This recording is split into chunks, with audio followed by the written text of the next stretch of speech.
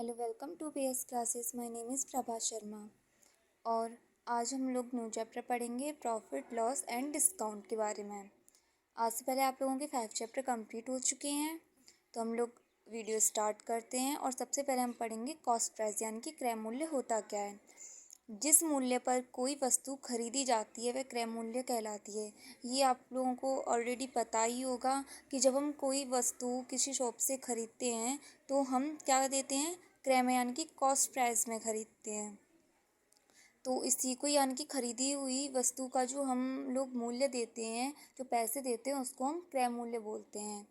Second है आपका विक्रय मूल्य, यानी कि सेलिंग प्राइस। सेलिंग प्राइस होता है जिस मूल्य पर कोई वस्तु बेची जाती है, यानी कि जिस मूल्य पर हम वस्तु को बेच रहे हैं तो उसको क्या बोला जाता है, सेलिंग प्राइस। जैसे कि शॉप वाला जो होता है वो हमें सेलिंग प्राइस में उस वस्तु को, या हम लोग कोई क्लॉथ खरीदते हैं या शूज़, जो भी हम लोग कुछ भी एनी खरीदते हैं, तो वो लोग क्या है, हम लोगों को किस में देते हैं, सेलिंग प्राइस में। और हम लोग किस में खरीदते हैं, कॉस्ट प्राइस में खरीदते हैं। तो ये डिफरेंट भी है। अगर कोई कभी आपसे पूछ ले कि cost price and selling price होता क्या है, तो आप लोग बता सकते हैं कि जो हमने पैसे देकर कोई भी वस्तु खरीदी है उसको कॉस्ट प्राइस बोलते हैं। और जो, जैसे लोग, अगर हमने कोई खरीद भी ली, हम उसको बेच रहे हैं, तो हम उसको सेलिंग प्राइस भी बोल सकते हैं। ज़रूरी नहीं है हम शॉप पर गए हैं, शॉप वाला ही सेलिंग प्राइस में देगा, हम भी किसी को अगर कोई वस्तु देते हैं तो हम भी उसको सेलिंग प्राइस में ही देंगे। अब देखते हैं कि लाभ क्या होता है। प्रॉफिट एंड लॉस के बारे में पढ़ेंगे, क्योंकि अब जब हम कोई वस्तु खरीदते हैं तो हमें उसमें प्रॉफिट भी होता है एंड लॉस भी होता है। तो सबसे पहले हम प्रॉफिट के बारे में समझ लेते हैं, प्रॉफिट क्या होता है। अब हम लोग कोई वस्तु लेकर आए, हम लोग लेकर आए कोई बुक्स लेकर आए, हम लोग लेकर आए उसको 50 रुपये की, और वो हमने किसी पर्सन ने हम लोगों से मांगी, तो वो हमने उसको दे दी 80 रुपये की, तो हमें 20 रुपये का क्या हुआ, प्रॉफिट हुआ। तो यहाँ पर ये डेफिनेशन है, यदि किसी वस्तु का विक्रय मूल्य उस वस्तु के क्रय मूल्य से अधिक होता है तो वस्तु को बेचने पर लाभ होता है। तो जो मैंने बताया वही इस डेफिनेशन में लिखा हुआ है। लॉस, कोई हमने खरीदी 40 रुपये की और वो हमने बेच दी 30 रुपये की, तो इसमें तो हम लोगों का 10 रुपये का, या हमने 2 रुपये कम करके भी दी तो हमारे 2 रुपये का, 3 रुपये का हम लोगों का क्या हुआ, लॉस हुआ। तो ये प्रॉफिट एंड लॉस ये मैथ में तो चलती हैं, लेकिन हम लोग कोई बिजनेस करते हैं या हम कभी ट्यूशन पढ़ाते हैं तो उसमें भी चलता है कभी कभी हम लोगों की, इसी तरीके से।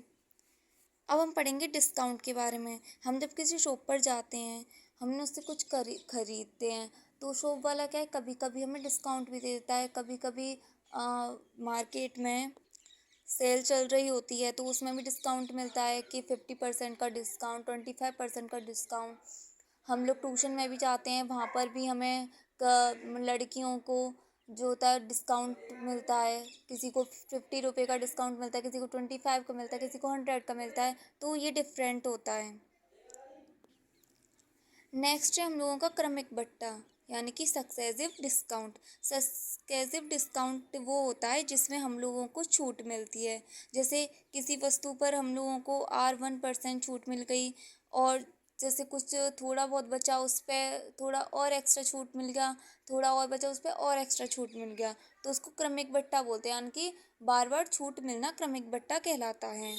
हमारे यहाँ पे ये कुछ फॉर्मूले हैं, तो हम इनको देखते हैं। जो लॉस के, प्रॉफिट के, और डिस्काउंट लॉस के, डिस्काउंट प्रॉफिट के, और फिर कुछ रूल्स भी हैं यहाँ पर। तो इस वीडियो में आज हम उतना ही देखेंगे और पढ़ेंगे। कल की वीडियो में हम लोग इनके एग्जाम्पल करेंगे, जैसा कि मैं हर वीडियो में करती हूँ। सबसे पहले मैं आपको थ्योरेटिकल करवाती हूँ, फिर उसके बाद में 4-5 एग्जाम्पल करवाती हूँ, क्योंकि बेसिकली ही हम लोगों से क्वेश्चन पूछ जाते हैं, इनसे रिलेटिव ज़्यादा डिफ़िकल्ट क्वेश्चन नहीं आते हैं, क्योंकि हम किसी कंपटीशन एग्ज़ाम में नहीं बैठ रहे, हम सिर्फ बेसिक ही मैथ पढ़ रहे हैं। तो बेसिक में सिर्फ जितना आता है मैं उतना आप लोगों को करवा देती हूँ। तो चलिए सबसे पहले हम देखते हैं इसके फॉर्मूले। पता ही होगा कि लॉस का फॉर्मूला क्या होता है, विक्रय मूल्य माइनस क्रय मूल्य।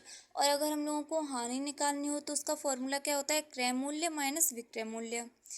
अगर लॉस का फॉर्मूला निकालना है तो विक्रय मूल्य में से क्रय मूल्य को माइनस कर देते हैं, और अगर अगर लॉस का निकालना है तो क्रय मूल्य में से विक्रय मूल्य को माइनस कर देते हैं, और अगर प्रॉफिट निकालना होता है तो विक्रय मूल्य में से क्रय मूल्य को माइनस कर देते हैं। अब हम पढ़ते हैं प्रतिशत लाभ। तो इसमें क्या होता है, इसमें ये हम लोगों का फॉर्मूला है लाभ अपॉन क्रय मूल्य इंटू 100। यानी कि अगर हम लोगों से कभी बोला गया कि हम लोगों को प्रतिशत लाभ निकालना है और ऐसे क्वेश्चन मैं लेकर आऊँगी जिसमें प्रतिशत लाभ निकालने के लिए बोले आप लोगों से, तो वहाँ पे आप लोग समझ जाएंगे कि फॉर्मूला हमें किस तरीके से यूज़ करना है। यहाँ पे अभी कुछ नियम्स लिखे हुए हैं, तो चलिए हम इनको देख लेते हैं। सबसे फर्स्ट है, यदि कोई वस्तु 8% लाभ पर बेची जाती है तो वस्तु का, अगर कोई वस्तु है जो प्रॉफिट में बेची जा रही है तो उसका फॉर्मूला क्या होता है, तो वस्तु का विक्रय मूल्य निकालने के लिए फॉर्मूला होता है क्रय मूल्य इंटू ब्रैकेट में 100 प्लस आर अपॉन 100। यहाँ पर हम लोग प्लस कर देते हैं, और अगर यहाँ पर हम लोगों को लॉस हो रहा है तो वहाँ पे हम लोग क्या कर देते हैं, माइनस कर देते हैं। अब ये यदि कोई वस्तु 8% लाभ पर बेची जाती है तो वस्तु का क्रय मूल्य क्या होगा, विक्रय मूल्य इंटू 100 अपॉन 100 प्लस आर, ये हम लोगों का विक्रय मूल्य होगा। ऐसी अगर हानि पर करी जा रही है तो क्रय मूल्य यहाँ पर माइनस में निकल कर आ जाएगा। और अगर आपको मेरी वीडियो पसंद आई हो तो प्लीज़ मेरी वीडियो को लाइक करें, शेयर करें, एंड आपकी कोई भी क्वेरी हो कि आपकी मतलब मैंने 5 और ये लास्ट हम लोगों का 6 चैप्टर चल रहा है, इसमें आपको कुछ भी समझ में नहीं आया हो तो आप मुझे प्लीज़ कमेंट करके बता सकते हैं।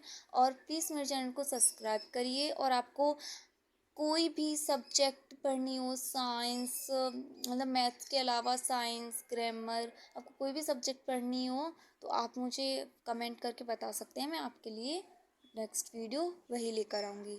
तो थैंक यू।